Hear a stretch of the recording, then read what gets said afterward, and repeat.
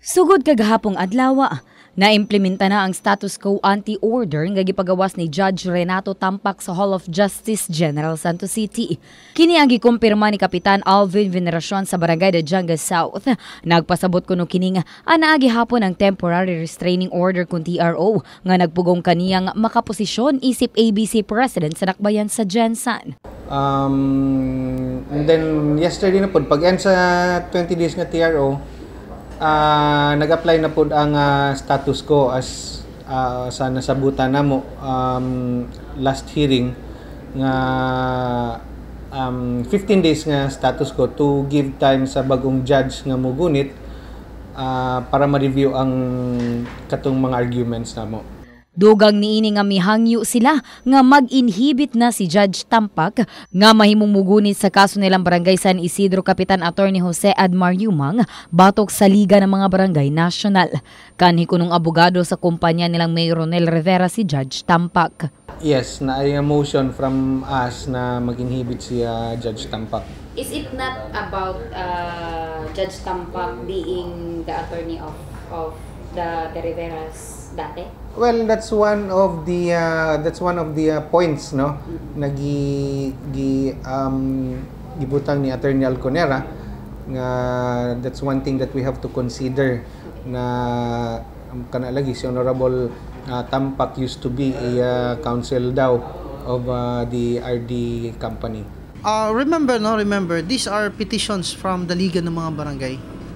These are not a petition from the RD Group of Corporation or from any other person.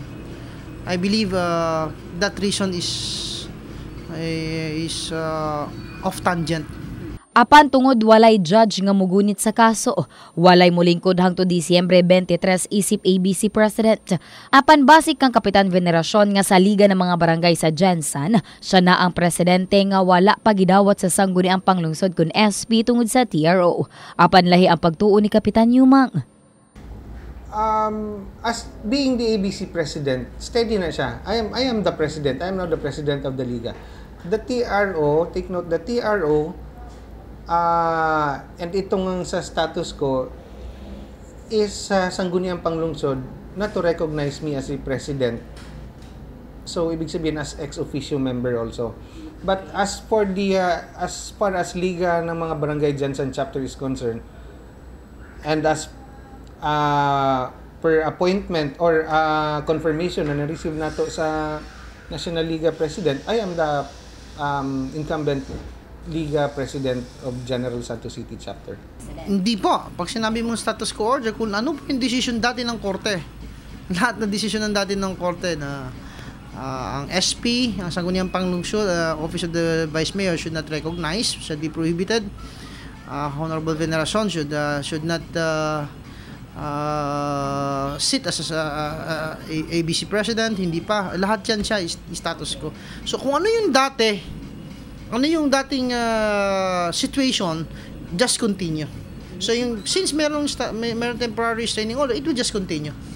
Yun po yung status quo order. Wala na kuno hearing nga mahitabo og mga eksplanasyon na lamang sa matag kampo ang basihan sa bag-ong huwes kung mopagawas ba kini og desisyon kung adunay preliminary injunction. Sa pikas nga bahin, naglaom na lamang ang mayor ug ang SP nga mahumana ang bangi sa Liga ng mga Barangay. For me, wala naman akong hand sa kaso.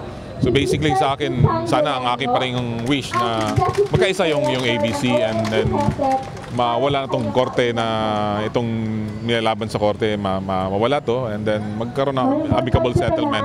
As I've always mentioned, na we leave it to the Liga. Ara naman siya sa court, so we leave it to the processes in the court na para to determine, Kahibaloan nga ang bangi sa Liga ng mga Barangay sa Jensan ang nagsugod dihang mi-resign isip ABC President si kanhing Kapitan Roel Pacquiao ug nahimong kontrobersiya kung sikin sa baang muhulip ngadto na kaniya. Abi Lorenzo, Brigada News.